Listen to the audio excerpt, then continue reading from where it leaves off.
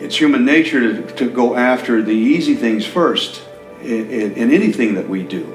But in design, contrary to human nature, we've got to go after the hard things first. My dad's father began farming, I think, as soon as he got here. And my mother's father and mother the same. Being raised in that environment instills in you that there's nobody going to hand this to you. That you're going to work hard for this and still doesn't guarantee that it's going to work. But it was always a love. I just love the physical labor. I just love being out there. I love being part of the group, team.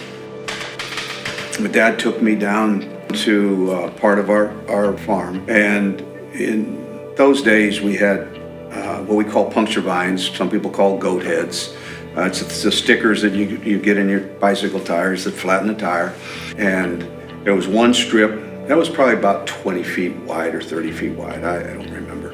But it was full of these puncture vines. So he took myself and our foreman down, Loop, and had us cut all of these puncture vines. Well, I told you it was 20, 30 feet wide. It was a half a mile long. 12, 13 years old. And I looked up at that.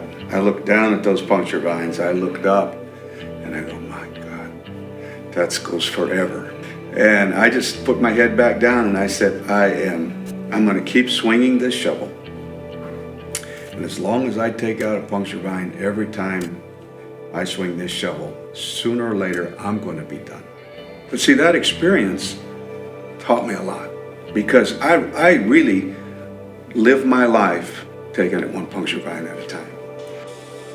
Well, my dad was a hot rodder. He enjoyed building engines, and when he was a kid, and actually dropped out of high school so he could go down to Los Angeles and learn more about the mechanics of machinery. And so we all we'd go to the drag strip and have a little race and run his 61 Ford Starliner against my Falcon and things like this. So it was just something we could enjoy and share together.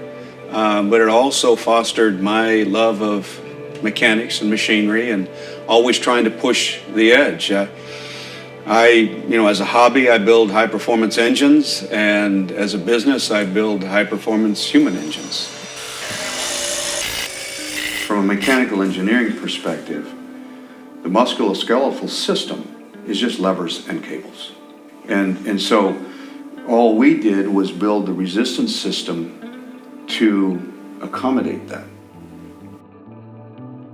So as an engineer, and certainly as an engineer that seems to never be satisfied, I think all you have to do is really be exposed to things and start to understand where the status quo is in that particular industry. But then stand back and say, okay, what is it that we really want to accomplish? Because people have a certain paradigm, a certain prejudice of doing something a certain way. And so when they look at development, they have a tendency of taking that paradigm and holding on to that part of it and trying to make it better. And what you end up with is always being limited in your ability to progress because you're holding on to the past. I don't let the status quo influence me. Any part of the status quo. What I've done from the time I was 13 years old, when I started building electronic kits, Heath kits, and all the way to now, it's never changed.